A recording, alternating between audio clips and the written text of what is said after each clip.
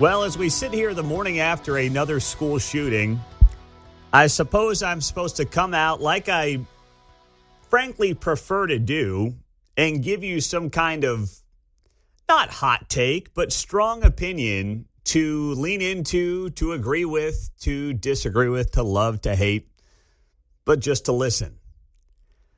But I guess unlike our political class, unlike some of the scumbags and losers that you see on television, I can't do that.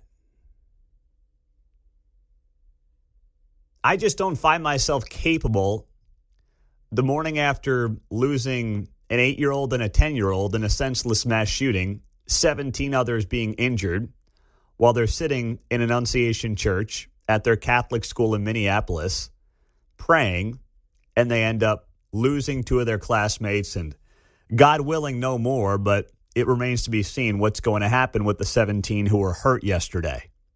I can't get myself to do it. Now, there are definitely deep conversations that need to be had here. In a serious society, there are deep conversations to be had this morning and going forward once we get all the facts on who this person was. We're starting to learn about that. We know there's a manifesto. We know this person was transgender. We know this person wrote "Kill Donald Trump" on one of his weapons. We know all of that, right? And there are definitely deep conversations that need to be had about what motivated this person. We know there's a manifesto out there. We know that this person was troubled. This person attended the school. I try not to share the names. It may slip out at some point this morning, but I do my best to not do that in these types of situations. But we understand all of those things about this person. Those are the facts right now, right? That's the information that we have about this 23-year-old from suburban Minneapolis. We know this person had recently changed their name. But do we really know why? I mean, even the people that I oftentimes agree with, do we really know what motivated this person? Trust me, it's easy to point to the trans stuff, and there's a conversation to be had there, no doubt about it. But to me, it's also the chicken or the egg. Did this person carry out this type of heinous evil because of some medication they were on, or was this person going through this process because of whatever thoughts and mental illnesses they were dealing with? I don't know the answer. I know there's a disturbing trend here, right? When you look at the Covenant School in Nashville, you look at what happened yesterday in Minneapolis, you look at the individual who car bombed the Tesla dealer here on State Line Road. There's no doubt there's a theme to all this. But I do think it's too easy to sit there and just be like, you know what? It's because of fill in the blank, transgender drugs. There's something deeper going on here. There has to be. Because this stuff's been going on for a long time. I was in 4th grade when Columbine happened. I mean, that was when men were men and women were women. I mean, that was before any of this craziness started up the last few years, or really picked up the last few years. So there's something else at play. And there always is in situations like this. And that's what makes it so frustrating. The political class cannot come on their favorite cable news shows. The political class cannot run to their favorite radio stations and just beat the same old drum. Because you look at a country that's had guns for 250 years. We have more broken families than ever. Religion continues to decline. We don't treat mental illness anymore. We placate it. And yeah, we are pumping, in many cases, ill individuals full of unnatural hormones. Yeah, that's definitely part of the conversation here. Is it the sole answer? No, it's never that easy. It's never that black and white. Just like it's not as simple as saying, well, if only we had better gun laws. Minneapolis actually has fairly strict gun laws. You know what else Minnesota? You know what else Minnesota has? Minnesota has red flag laws where you can take a gun away from somebody if somebody else reports that this person should not have a weapon.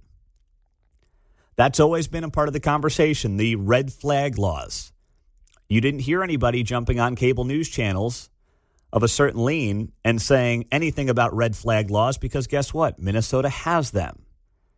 They have relatively strict gun laws, especially for a Midwestern state. So they do the same old talking points, the same old song and dance. But, you know, what disturbed me the most, beyond obviously the heinous act of evil yesterday, was the mayor up there, Jacob Fry. Jacob Fry basically told anybody who, in the wake of yesterday's tragedy, that wanted to pray, that wanted to share the thoughts and prayers, he basically told those people, many of you, to pound sand.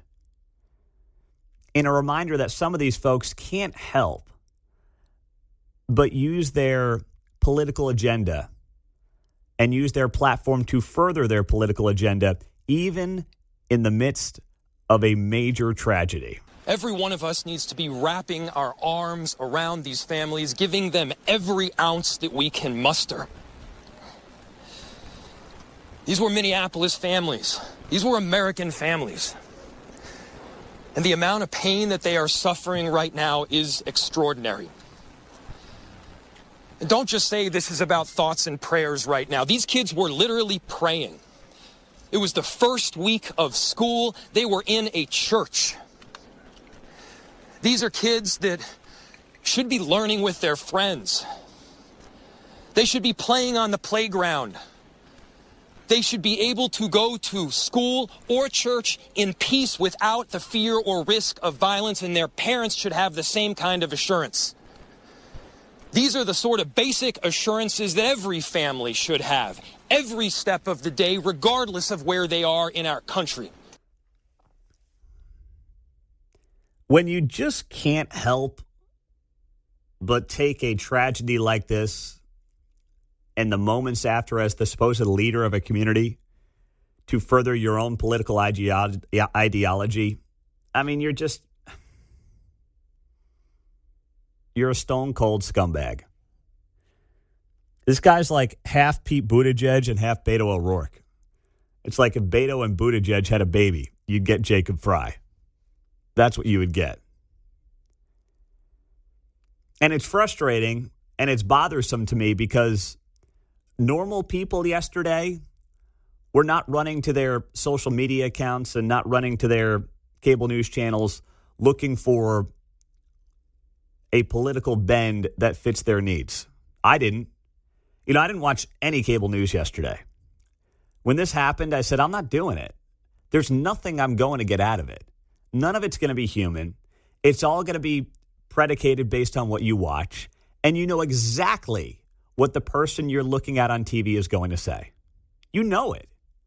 There was nothing that was going to add to my life yesterday from cable news. So I didn't bother. I wasn't going to learn anything.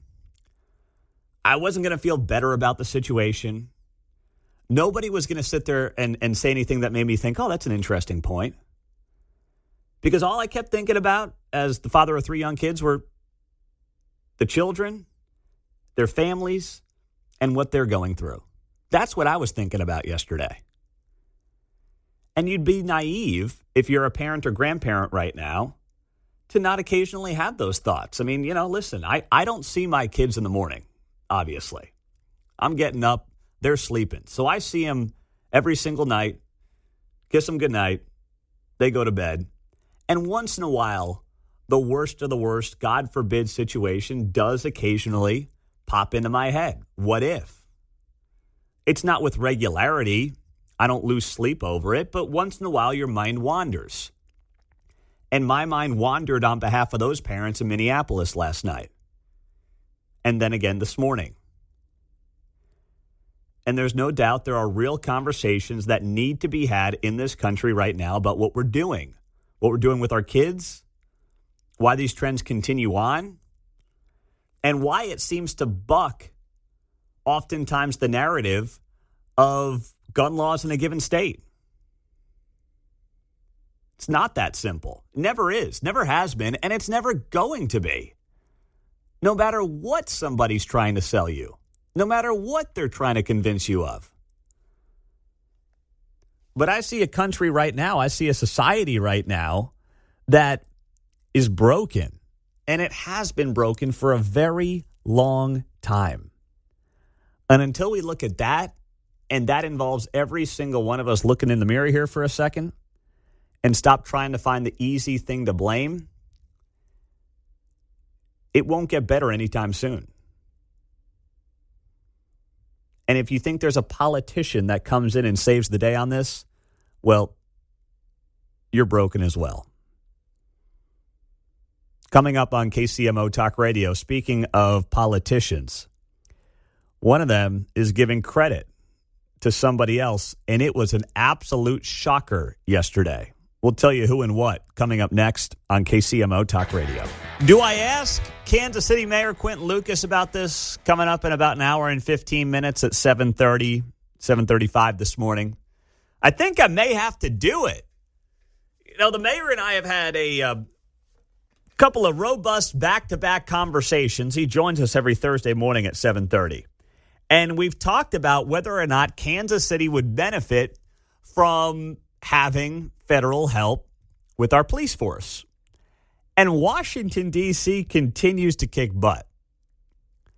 They are seeing precipitous declines in not just violent crime. They're pushing 2 weeks without a homicide, but they've seen carjackings down 87%, burglaries down 48%, robberies down 39% after the federalization of the police force there in Washington, D.C.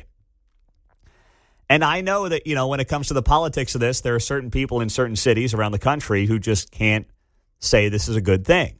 They just can't wrap their heads around it. They don't want to wrap their heads around it. The mayor and I have debated this over the last 2 weeks. Well, now you have the mayor of Washington, D.C., Muriel Bowser, going on television yesterday and admitting that, yeah, crime is down and things are going pretty well right now. And we greatly appreciate the surge of officers that enhance what MPD has been able to do in this city. The most significant thing that we are highlighting today is the area of crime that was most troubling for us in 2023. Now, we have driven it down over the last years, but I'm going to get my glasses so I can make sure I can see it correctly. Grab the glasses. But for carjackings, the difference between this period, this 20-day period of this federal surge and last year represents a 87% reduction in carjackings in Washington, D.C.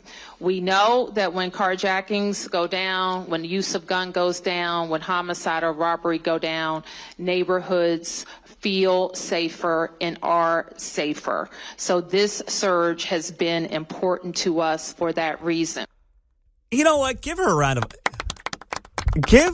a round of applause, okay? That is well done by the Washington, D.C. Mayor, Muriel Bowser. That's not easy for her to do. That's not easy for her to admit. And not only did she admit it, she didn't just put out a little press release about it. She went on camera and she talked about it. I mean, I think I should play that for our mayor, Quinton Lucas, this morning when he comes on the show and just get his response. And I don't know what you think he'll say to that, but he's giving credit. She's giving credit to Donald Trump, to the administration, for saying the help from the National Guard, the help from the feds, has helped drive carjackings down 87% over this 20-day period. What's literally not to like? There's nothing there that should upset anybody. There's nothing there from Muriel Bowser, left, right, or in the middle, where you listen to that and you say, boy, that's a shame. No, this is good. These are good things, John. Imagine if it stayed down and your insurance was cheaper in that area. Yes, that's a great point, too. Your car insurance, now, it won't go down because of a 20-day period, but if they're able to maintain this level, it will absolutely put money back into people's pockets who desperately need it because oftentimes they're in poor neighborhoods, right? I mean, that's why if the feds wanted to come to Kansas City tomorrow, Quentin Lucas should say, how quickly can I get you here? Can I fly you first class? That's the only question he should ask back to Donald Trump if Donald Trump offered these services to Kansas City. As we sit here dealing with, another awful year for homicides, especially now in prominent entertainment districts, Sunday night, 13th and Grand, right by Power and Light. That's the only thing the mayor should be saying, John. Well, other than that, or do you like Gates or Oklahoma Joe's? Or Joe's case. Yeah, I don't know.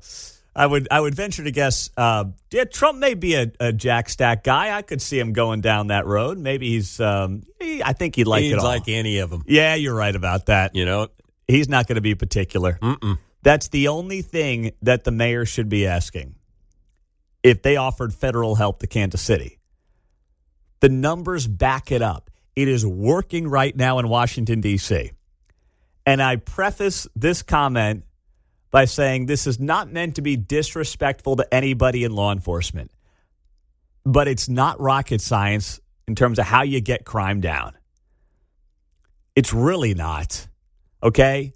And in Kansas City, we keep dealing with these problems for at least half a decade now. We got no jail. We shipped these inmates out to Vernon County, Missouri. Nobody wants to go out there. You can't get these guys, jailed up for 24 hours even, unless you really have to. And then you wonder why you can't get the crime under control. And then it's like, let's pass an ordinance to make sure that we have private companies blocking off and having private security on their parking lots. People move to Vernon County for a reason, and they're going, hey, thanks a lot. Yeah. They want no part of it, man. So you're seeing this work, and you're seeing, to the credit of the Washington, D.C. mayor, you are seeing her say this is working. All these mayors, all these politicians that have pushed back on the policy, they should all be doing their mea culpas right now. They should all be saying, you know what, fine, send them in. Let's get to work. Let's do it together. Let's have a partnership here. Instead of this, I don't know, people's rights. I heard a guy call into another radio show in Kansas City yesterday. And just the ultimate doofus. He's like, oh, I don't know. I don't want my rights trampled on if the feds show up. Yeah, Operation Legend came here in 2020. They did great work getting violent criminals off the streets, and nobody's rights were trampled on. No one's. Coming up next on KCMO Talk Radio, another person is failing to leave their job. Why? We'll explain next. Keatsman's off. We got Nikki Pace, formerly of the Johnny Dare Morning Show here in Kansas City, filling in today. And I bring that up because it actually weaves into my next story here. You think Nikki Pace, when she was fired, said, yeah, I'm not going? A lot of people in radio have been fired more than once in some cases.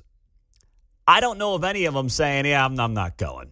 No, I'm not leaving. It's like that Leonardo DiCaprio scene from Wolf of Wall Street. I'm not leaving. The show goes on. That's right. The show goes on. Grab that one for me, Mark, if you can find it. But, you have these people that keep getting fired in the administration, and they're refusing to leave. Now we've got the CDC director, Susan Menarez, who is refusing to leave her position as director of the CDC after the Department of Health and Human Services, led by Bobby Kennedy, announced that she had been removed from the role less than a month after she was sworn in. So the attorneys representing Menarez claimed that she has neither resigned nor yet been fired. They released a statement on social media claiming that Bobby Kennedy is weaponizing public health for political gain and putting millions of American lives at risk. Oh, my gosh, please spare me the sob story. I'm just wondering if, like, this is just another example. Same thing with the lady on the Fed, Lisa Cook, who also is not leaving after Trump's like, yeah, I'm relieving you of your duties. And she's like, you can't do that. I'm not going anywhere. I'm not leaving. I won't go. No, that's not how this works. Okay? In the private sector, when you get fired, you say thank you, you shake a hand, and you walk out the door. That's how you do it. And write a book. And you write a book. Or hit the talk shows. Yeah, that's what you do. But now you've got a second example in a week of a bureaucrat. And remember, that's what these people are. They're not elected.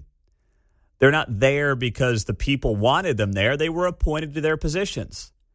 And like so many government workers, they seem to think that it's a lifelong appointment that they deserve until they decide they're done.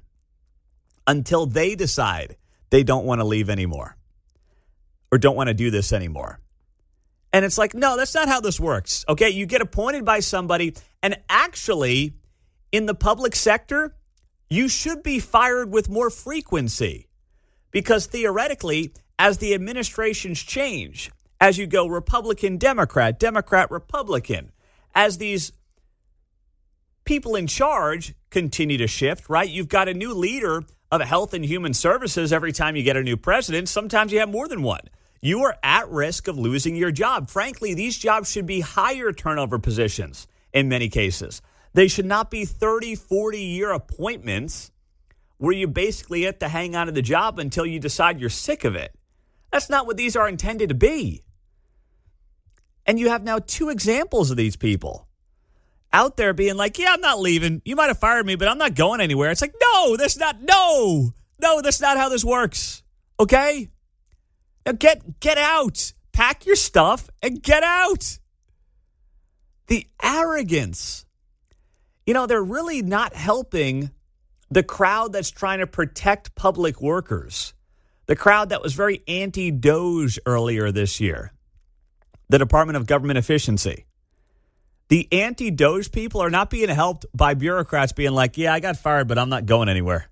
Like, no, you got to go. That's how this works, John. Well, no. See, Trump's the one not leaving. Oh. He doesn't want another election, right? Yeah. This whole projection crap. We got two people setting their fat ass in a chair that they're supposed to be gone.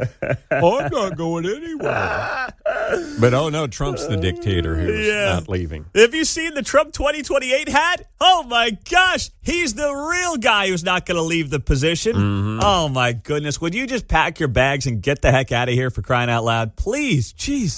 How dare you? Oh, my gosh. I can't get enough of this. It's like, go home. Go find a real job outside of the government. That's part of the problem, though, right? They don't want a real job. Let's be clear. When you can ride that gravy train, why would you go back into the real world? You wouldn't. That would be insane. So now we sit here and we wait to see how the administration is going to basically fire somebody they have every right to fire.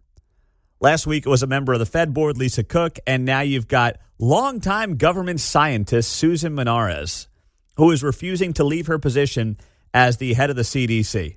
Get her out! Get her out! But instead, she'd rather go down the road of Wolf of Wall Street and Leonardo DiCaprio. So have fun with that. 913-408-7957. It's great to be here on a Thursday morning on KCMO Talk Radio 95.7 FM and streaming on the KCMO Talk Radio app. What do you got for me there, Mark, on a Thursday morning? I'm not leaving. Oh, thank you.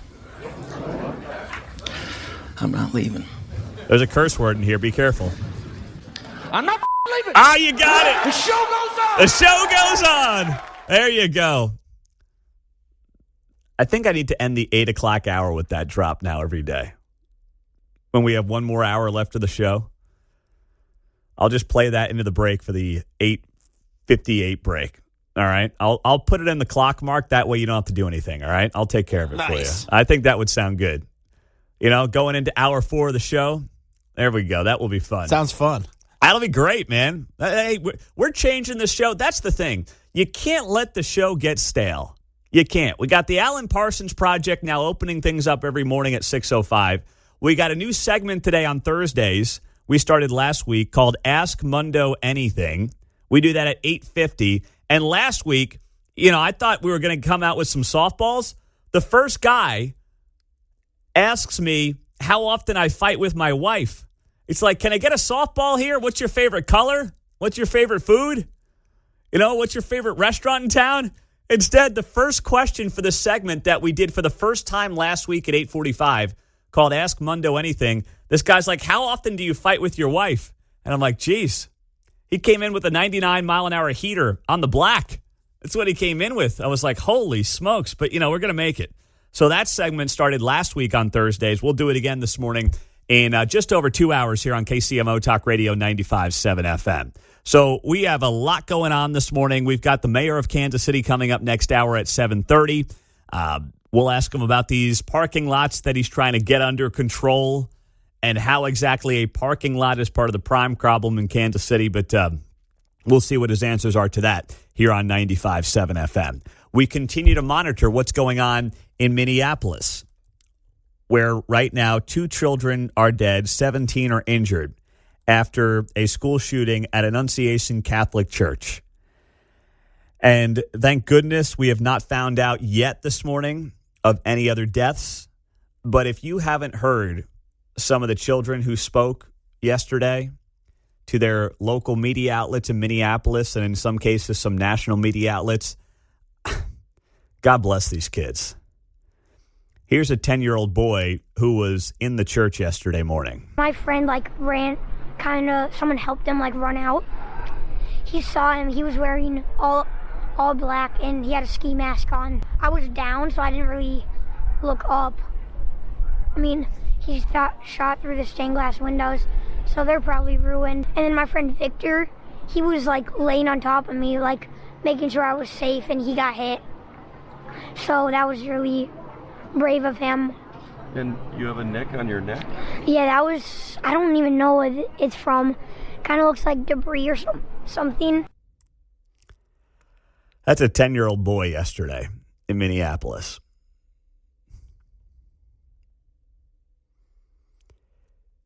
The kid is almost too naive for his own good, but that's actually a huge positive here. It's almost like he doesn't realize how close he came to meeting his creator in that moment. And I'm actually grateful that he has that approach as a 10-year-old. And I don't know how many other kids who were there yesterday have a similar approach to him. I'm sure it's different for every child. But when you hear that boy talk about, first off, a friend jumping on top of him, his friend also right now in the hospital, while he is nicked on his neck from some piece of debris, who knows what it was. That is just unbelievable strength from that young man in Minneapolis. And there are dozens of more stories like that will be coming out in the days ahead.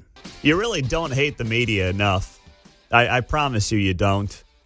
7:05, good morning. It's great to have you here on KCMO Talk Radio. I didn't watch any cable news yesterday. I didn't. I wasn't interested. It was going to be predictable. It was going to be the same old formula that we see after one of these tragedies. Yesterday, of course, it was at Annunciation Church in Minneapolis where 2 children are dead and 17 are injured after a madman who, yes, thought he was a mad woman, opened up fire on a bunch of kids praying. But you look at how they twist stories like yesterday, and it's beyond disturbing. It's the same old formula. It's like a sports team that doesn't mix up the playbook. And you're like, well, seen that play before. Seen that play before. And even when as a defense, let's say you load the box, they try to run it on a 3rd and 7. And you're like, what are you doing? Pass the ball. Think of something new. Do something different. But they can't help themselves. And it's not only is it bad journalism, it's one of the many reasons I just said I'm checking out yesterday. We had a soccer practice yesterday for my oldest, Claire, first and second grade girls soccer. So I was helping out there and putting together that practice. And yes, in the back of my mind, I was thinking about how there were two families in Minneapolis who dropped their kids off at school. Maybe they also had a practice lined up yesterday afternoon. And those kids didn't end up going to practice. That was in the back of my mind yesterday. Just as a parent, the emotional side of me was thinking about that briefly yesterday. It's impossible not to. But you're not going to get any real good information from these cable news outlets on a day like yesterday. You're going to get the same old song and dance from the same old people and the same old players. And that's what you got. Here was Amy Klobuchar, CNN, yesterday. You know, of course, if you say I'm praying for somebody, they've heard enough. Amy Klobuchar, U.S. Senator from Minnesota. Forget about thoughts and prayers. These kids were literally praying when they were murdered through a church window. It's unbelievable. And Jacob, the mayor, and his wife Sarah just had a second baby. So I know he knows this just gutturally of how this feels. Yeah, let's make it about that guy. Amy Klobuchar, first off, agreeing with the CNN anchor who's outraged. I think that was Dana Bash. And is like, they were literally praying when this happened, as if that has anything to do with offering up prayers. As if a bad thing can't happen to you as you're praying. It doesn't even make sense. So you can't pray for somebody because a tragedy happened to a group of people who happened to be mid-prayer? What does that mean? I mean, you just heard it there at the top of the hour from Fox News. This year, there have been 400 hostile acts recorded against churches in the United States. 400. Fox News just had that at the top of the hour. What is that supposed to mean? I mean, I suppose if you're trying to knock the idea of prayer and the concept of prayer, you would try to twist yourself into some disgusting, weird pretzel of like, these people were praying and look what happened. Therefore, no reason for prayers, John. It's been floated before like a trial balloon, but now it becomes attached to get rid of the guns, don't pray. Yes, now exactly. We're attaching that. It's a 1-2 combo now, so the playbook maybe has a new wrinkle, a new formation. Yeah, exactly. A new wrinkle. Yeah, that's right. That's right. They've tweaked the playbook slightly is what they've done, to your point there. But that is beyond bizarre. Forget your prayers. Forget any of that. Just trust us. We got this. All right? We'll take care of you.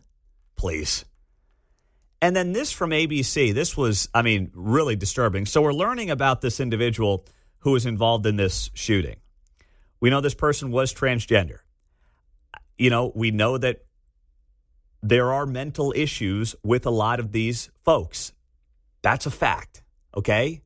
We've seen this, unfortunately, in the Covenant shooting in Nashville. We saw it with the individual who firebombed the Tesla dealer right here on State Line Road. But I also am not going to just point at that and say, see, nope, look at that. That fits my narrative. That's it right there. I'm not going to do that. I think there's a conversation to be had there. Absolutely. There's a conversation to be had there. But I'm also not going to point at that and try to make it as black and white as some people want to do on the other side. Because that is arguably a chicken or the egg conversation, right? Were the things that this person was taking furthering their mental issues? Or were they taking these things because of their predisposed mental issues? I don't know. But I know this much. What we do know is that this person had pictures of their weapons that read "Kill Donald Trump."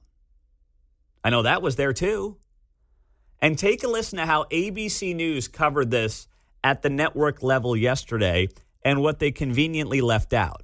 We've also been going through it and can tell you there are crude diagrams of the church. There are also photos of the weapons, and they include all sorts of writings, the names of past mass shooters, criticism of Israel, the name of President Trump written on the guns. There are also racial slurs, nihilistic statements, all painting the picture of a disturbed individual who carried out this mass shooting. Notice how they frame that there on ABC News. The name of President Trump followed up with racial sayings or racial expressions. What the gun said was, kill Donald Trump. That is a very different interpretation from the name of Donald Trump ending up on a weapon, which is then followed up with, oh, and there were racist words also written by this person on his weapons. That implies, right, if you don't know any better and you're just watching the news for the first time and you see that and you hear that report, what do you think? I know what I think. I'm like, does this person like him? Does this person not like Donald Trump? Saying that Donald Trump's name is on the weapon is a completely different report from saying the words kill Donald Trump are on the weapon. Those are two very different things. But of course, ABC News decides we're going to take it in this direction and we're going to conveniently leave out the most important word in this expression that was written on the weapon. Yeah, I think it was interesting, too, that they put the word Donald Trump as close to the word as racial as they could. Bingo. Constructed the sentence that way, right? And that, to me, that's not a mistake at all. That's how it was framed by ABC News. And this went on and on and on all day. And I found these clips late last night, early this morning, because I was not going to subject myself to any of this. I wasn't going to do it. I had zero interest. I knew what the playbook was going to be. So just as a parent, as a father, as someone who just has an ounce of emotion in my body, I was like, I'm skipping all this. There's nothing I'm going to learn. There's nothing they're going to give me. And that was true even for some of the media outlets I like. There was nothing they were going to give me yesterday that was going to be additive. Because to me, when you're within 24 hours of something like this, that's not what it's about. Even if, God forbid, a tragedy does confirm maybe some of your political beliefs, that's certainly a gross way to go about doing it. 913-408-7957. It's 7:14. We will get to your calls coming up here on KCMO Talk Radio. And then we have the mayor of Kansas City, Quinton Lucas, at 7:30 on 95.7 FM. Nice job by Mike Slater. Saw my buddy Bill O'Reilly was out and about with the folks the other night. He was at some book event, and a bunch of fans were stopping him, taking selfies, and Bill was very cordial and very kind. I wasn't sure what to expect because he doesn't find himself in those situations. You know, Bill's not one of these guys looking to hobnob and go out to these events where people are on the red carpet and stuff like that. That's just not who he is, John. I cannot see Bill stopping. Or even, squatting down to get to the same height so the selfie looks good. He did that. He did that. I'll show you the video. Impressive. Yeah, I'll show you the video. Impressed. It was a lady, and he had to kind of crouch down to get in the selfie. Yeah, because he's like 6'5". Yeah, he's a big dude. Yeah, he's big. So that was pretty funny. So he's enjoying a little vacation this week. He'll be back next week, and he's also going to be on the show coming up in a week and a half with his new book set to come out. So that's going to be a good time. Always good to have Bill O'Reilly on KCMO. Of course, he's also on at 8 p.m. every weeknight with the No Spin News. Now, all the focus right now, of course, is on Minneapolis, where 2 people were killed, 17 hurt yesterday in this latest school shooting. And there's still a lot that we don't know. But one thing we do know is that the media can't help itself with awful, awful, awful coverage, including this continued attack on the idea of thoughts and prayers because it happened at a church. Therefore, praying is obviously a waste of time. That is part of what you heard yesterday from Amy Klobuchar, who's a senator from Minnesota, and even Jacob Frey, who is the mayor of Minneapolis. Every one of us needs to be wrapping our arms around these families, giving them every ounce that we can muster. These were Minneapolis families. These were American families. And the amount of pain that they are suffering right now is extraordinary. Don't just say this is about thoughts and prayers right now. These kids were literally praying. It was the first week of school. They were in a church. Which means what? Is that supposed to justify something if you're Jacob Fry, the mayor of Minneapolis, who if Pete Buttigieg and Beto O'Rourke had a baby, Jacob Fry would show up? Jen Psaki of MSNBC put out last night, prayer is not freaking enough. Prayer does not end school shooting. Prayers do not make parents feel safe sending their kids to school. Prayer does not bring these kids back. Enough with the thoughts and prayers. Yeah, so real great job there, Jen. Telling Christians that the most powerful tool in their faith is meaningless and that politicians stand above God. Excellent work there, Jen Psaki. That'll definitely get people on your side. Way to go. Well, geez, no wonder I'm doing it wrong. I am praying for the family. Yeah. The victims. Mm-hmm. Not praying, please end school shootings. Yeah. My thoughts and prayers are with the victims immediately here. Victor's in Parkville. What's up, Vic? You're on KCMO. Good morning, Pete. You know, what do you expect from the godless? I mean, it's really no shock. Like you, I didn't. I kept tuning it off every time I saw it. I kept going to something else. You know, they don't want to deal with mental illness. The issue is not about praying or this and that. That's a deflection from not wanting to deal with the mental illness of gender dysphoria. Instead of dealing with it through therapy and counseling to work through it, they're just throwing drugs at this. But hold on. Nope. You're doing the same thing. You're doing the same thing you're railing on. Listen, I was in fourth grade when Columbine happened, and yes, I think there's a conversation there. I understand. I think there's a conversation there about this transitioning. There's no doubt about it, about what these hormones are doing to these kids. But, there's a lot more to it than just saying, Victor, hold on. But it's a lot easier to just sit there and say, well, if only these kids who are doing this stuff got therapy. I mean, I agree they should get therapy. But we got a problem that goes way beyond just this subset of the population. They're using this as a distraction from having to deal with the issue of the shooter. They're changing the thought. It's not about, this is a church or these are children praying. They don't want to deal with the aspect of the person who was the shooter. If it was a Muslim who was a shooter, then they'd be dealing with Islamic terrorism. However, they're not dealing with that. They're not dealing with what the actual cause of this was. It wasn't about children praying. It wasn't about a Catholic church. The problem was about this person who thought they were something else, and instead of dealing with, and better remember, this is Minnesota. This is a sanctuary state for this stuff. Yeah. They can't deal with this. They refuse to deal with it.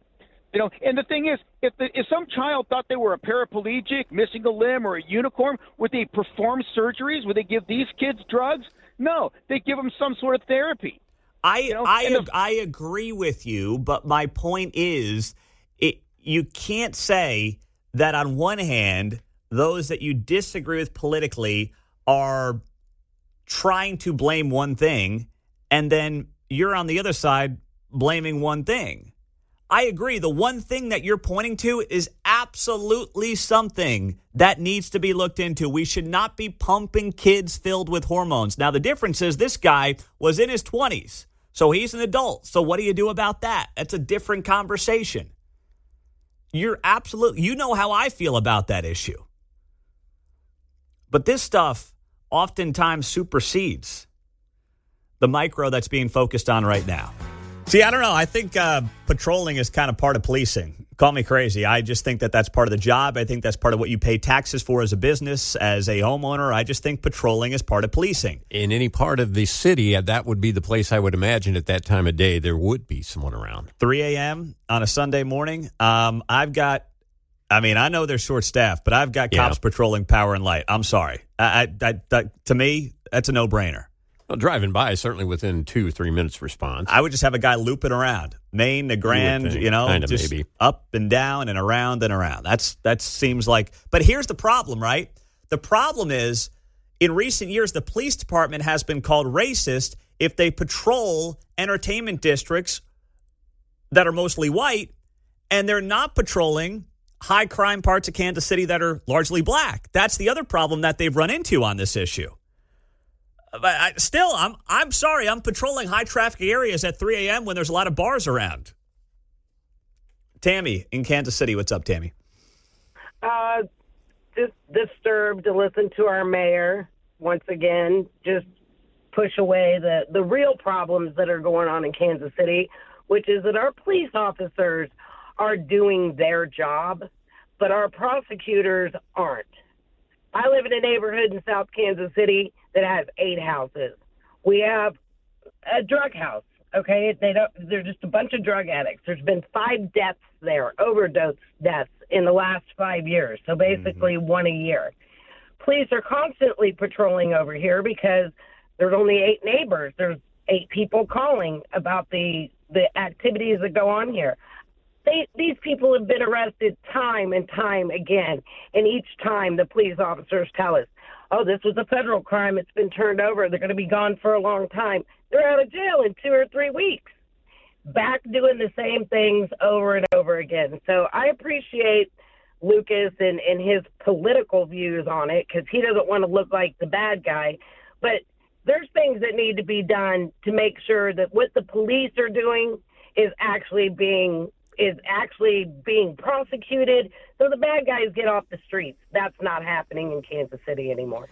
Yeah, I mean, listen, it was definitely an issue under prior administration. I can't speak to the job of Melissa Johnson yet. I'm hopeful. I've been optimistic. I want to continue to be optimistic. And, I think it's early to judge her department at this point. I think she does deserve some time and grace. But, yeah, I mean, and as far as I can tell, she's doing a better job. Now, it's hard to do a worse job than the last one, but, it's definitely a place that obviously needs to see massive, massive improvement.